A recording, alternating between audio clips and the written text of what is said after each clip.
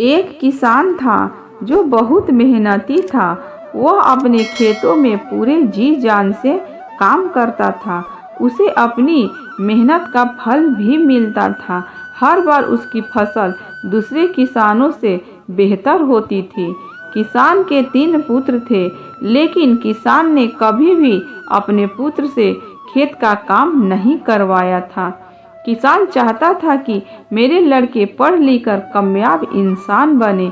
किसान का बड़ा लड़का कुछ दिन स्कूल जाने के बाद उसका मन पढ़ाई में नहीं लग रहा था। पिताजी के बहुत समझाने के बाद भी बड़ा लड़का स्कूल नहीं गया और पिताजी के साथ खेती में काम करवाने लगा। किसान के दोनों छोटे लड़के पढ़ाई में होशियार थे। किसान और बड़ा लड़का भी दोनों छोटे लड़कों से कभी कोई काम नहीं करने को कहते थे। दोनों लड़के अच्छे स्कूल में पढ़ते थे, लेकिन वे दोनों सामाजिक गतिविधियों से काफ़ी दूर रहते थे। उन्हें सिर्फ अपनी पढ़ाई से ही मतलब रहता था, बाकी सब कुछ उनके लिए बेकार था। समय बीतता गया। दोनों छोटे लड़के पढ़ लिख कर अच्छी नौकरी करने लगे। दोनों की अलग अलग शहर में नौकरी करते थे। वे दोनों अपने पिताजी के पास कई महीनों में आते थे। किसान अपने दोनों लड़कों को बहुत याद करता था, लेकिन कोई सा भी लड़का अपने पिता को देखने के लिए भी नहीं आते थे। किसान अपने दोनों लड़के की याद में दिन प्रतिदिन कमजोर होता जा रहा था। उधर दोनों छोटे लड़कों ने अपने लिए शहर में ही अलग अलग मकान ले लिया था और अपनी मर्जी से अपने पिताजी को बताए बिना शादी भी कर ली थी।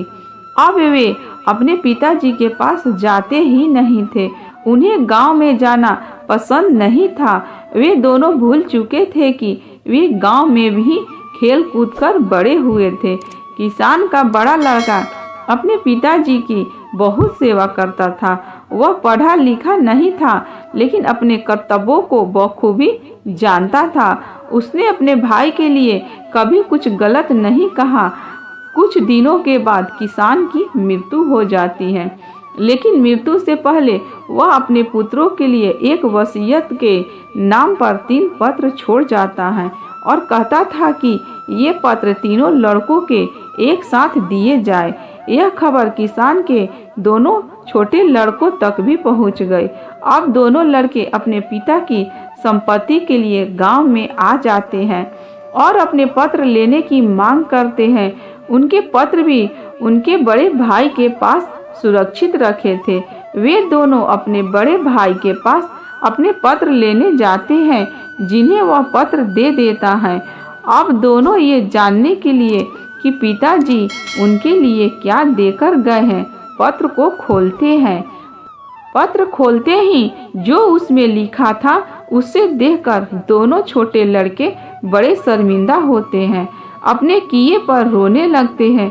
उनके पत्र पर लिखा था कि आज तक मैं जिंदा रहा अपने बड़े अनपढ़ लायक बेटे की वजह से, और आज मैं जिंदा नहीं हूँ वो अपने दोनों पढ़े लिखे नालायक बेटों की वजह से।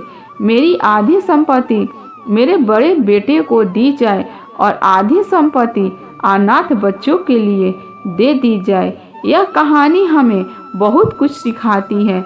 आजकल की व्यस्त जिंदगी में हम पैसे के लिए अपने माता पिता को अकेले छोड़ देते हैं, जबकि हमें अपने बुजुर्गों की अच्छी तरह से देखभाल करनी चाहिए। यह वीडियो आपको अच्छा लगे तो फ्रेंड्स एक लाइक ज़रूर करना और आप मेरे YouTube चैनल को सब्सक्राइब कर लेना, ताकि आने वाली वीडियो का अपडेट आपको मिल सके। Bye bye friends.